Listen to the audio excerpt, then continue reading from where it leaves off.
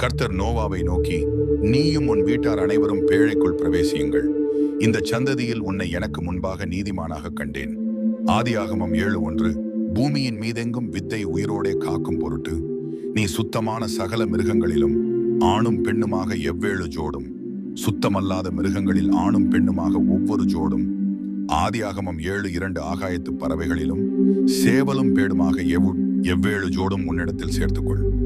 ஆதியாகமம் 7:3 இன்னும் 7 நாள் சென்ற பின் 40 நாள் இரவும் பகலும் பூமியின் மேல் மழையை வருஷிக்க பண்ணி நான் உண்டாக்கின ஜீவ ஜந்துக்கள் அனைத்தையும் பூமியின் மேல் நிக்கிரகம் பண்ணுவேன் என்றார். ஆதியாகமம் 7:4 நோவா தனக்கு கர்த்தர் கட்டளையிட்டபடியெல்லாம் செய்தான். ஆதியாகமம் 7:5 ஜலப்பிரளயம் பூமியின் மேல் உண்டான பெயாது நோவா 600 வயதாயிருந்தான். ஆதியாகமம் 7:6 ஜலப்பிரளயத்திற்கு தப்பும்படி நோவாவும் அவனுடனே கூட அவன் குமாரரும் அவன் மனைவியும் அவன் குமாரரின் மனைவிகளும் பேழைக்குள் பிரவேசித்தார்கள். ஆதியாகமம் 7:7 தேவன் நோவாவுக்கு கட்டளையிட்டபடியே சுத்தமான மிருகங்களிலும் சுத்தமில்லாத மிருகங்களிலும் பூமியின் மேல் ஊறும் பிராணிகள் எல்லாவற்றிலும் ஆதியாகமம் 7:8 ஆணும் பெண்ணும் ஜோடு ஜோடாக நோவாவிடத்தில் பேழைக்குட்பட்டன. ஆதியாகமம் 7:9 7 நாள் சென்ற பின்பு பூமியின் மேல் ஜலப்பிரளயம் உண்டாயிற்று.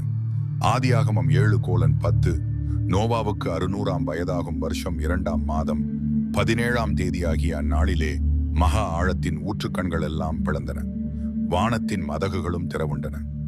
ஆதியாகமம் 7:11 40 நாள் இரவும் பகலும் பூமியின் மேல் பெருமழை பெய்தது.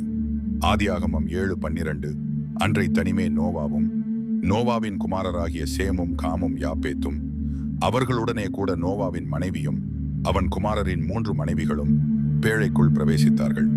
ஆதியாகமம் 7:13 அவர்களோடு ஜாதி ஜாதியான சகலவித காட்டு மிருகங்களும் ஜாதி ஜாதியான சகலவித நாட்டு மிருகங்களும் பூமியின் மேல் ஊறுகிற ஜாத ஜாதியான சகலவித பறவைகளும் பலவிதமான பட்சிகளும் பிரவேசித்தன. ஆதியாகமம் 7:14 இப்படியே ஜீவ சுவாசமுள்ள மாம்சமான ஜந்துக்கள் எல்லாம் ஜோடு ஜோடாக நோவாவிடத்தில் பேழைக்குள் பிரவேசித்தன. ஆதியாகமம் 7:15 தேவன் அவனுக்கு கட்டளையிட்டபடியே ஆணும் பெண்ணுமாக சகலவித மாம்ச ஜந்துக்களும் உள்ளே பிரவேசித்தன.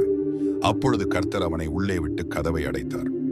ஆதியாகமம் 7:16 ஜலப்பிரளயம் 40 நாள் பூமியின் மேல் உண்டான பெயாது ஜலம் பெருகி பேழையை கிளம்ப பண்ணிற்று, அது பூமிக்கு மேல் மிதந்தது. ஆதியாகமம் 7:17 ஜலம் வெள்ளமாகி பூமியின் மேல் மிகவும் பெருகிற்று, பேழையானது ஜலத்தின் மேல் மிதந்தது. ஆதியாகமம் 7:18 ஜலம் பூமியின் மேல் மிகவும் அதிகமாய் பெருகினதினால் வானத்தின் கீழ் எங்கும் உள்ள உயர்ந்த மலைகள் எல்லாம் மூடப்பட்டன. ஆதியாகமம் 7:19 மூடப்பட்ட மலைகளுக்கு மேலாய் 15 முழ உயரத்திற்கு ஜலம் பெருகிற்று.